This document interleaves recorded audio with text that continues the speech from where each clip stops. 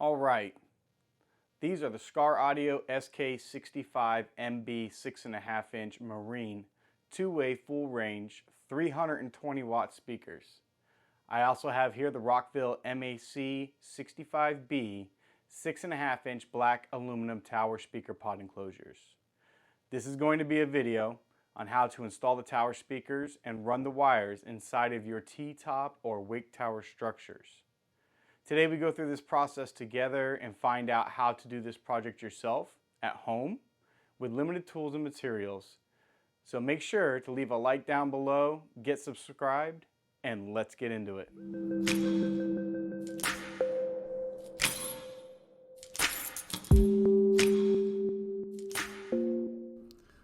All right, for this project there are going to be some materials that you need.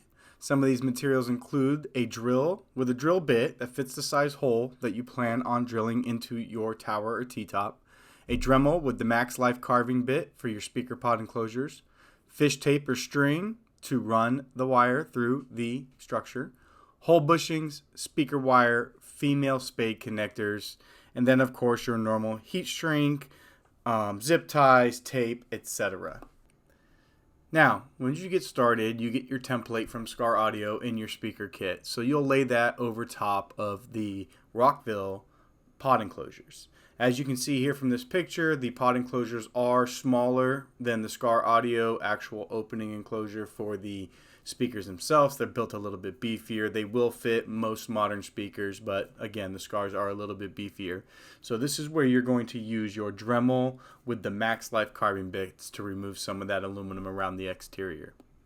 And once you have removed that exterior and filed it down a little bit or sanded it down to make it smooth, you're going to go ahead and start with your wiring of your speaker. This is where you'll need your heat shrink, some electrical tape, your female spade connectors, and of course you want to pre-drill those holes for your Skar Audio speaker to mount to the pod enclosures. So this is where you're going to get started, and go ahead and get the speakers loaded up in the enclosures ready for install. And what I did is I left on enough wire so that I could run it through the tower into the area where my amplifier is, with a little bit of excess for any kind of problems or excess that I may need to go around something that I wasn't planning for.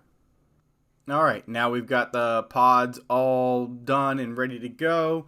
We're going to mock them up and make sure that we like where they're at, drill our holes, and as you can see here, I run my fish tape from the bottom to the top. This allows me to pull the speaker wire down that is already coming from the enclosure through the T-top and out the bottom section there. So before you get into making the connection with the wire, you want to get it prepped for that application that you're using, whether it's the string or the fish tape like I have. With the fish tape, what I do is I peel back the stripping on the speaker wire to expose the two inner positive and negative wires. I then proceed to cut off one of those wires flush with the jacketing, and then I strip the other wire, giving myself about 2 to 3 inches to work with so that it's bare metal.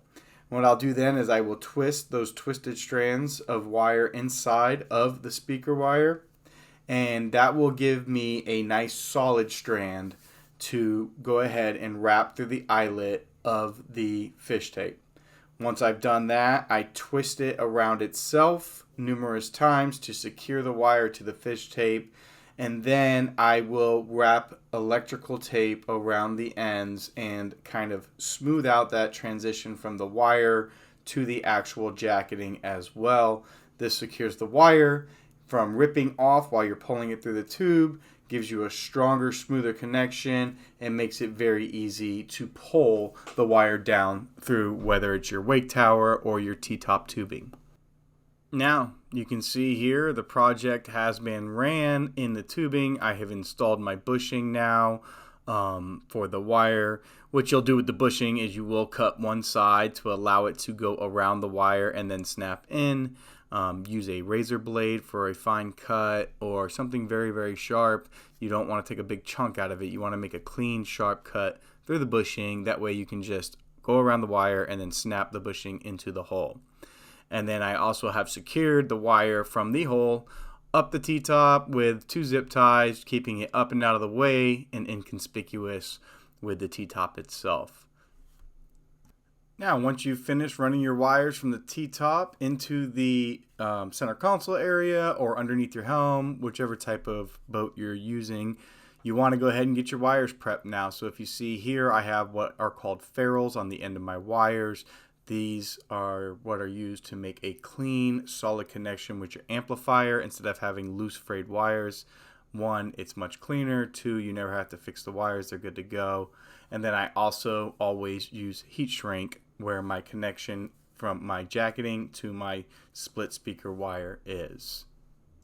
After that, you're going to go ahead and prep your amp, get everything ready to go, get all your wiring clean and neat, and start your tune before you install your amplifier if you're in a situation like mine where your tuning controls are going to be up against the wall. This is just something you want to think of prior to finishing your install because you will regret it later.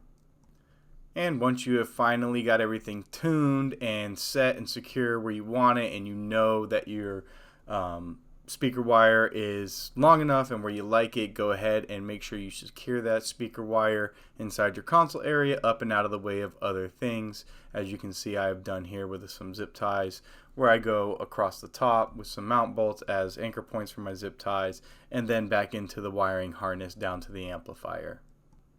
My tune was pretty simple and straightforward on this system. What I did with these 6.5s, this is the 4 6.5s. I set the gain at just over half. I mean, just a micromillimeter above half gain. That's where it came in perfectly.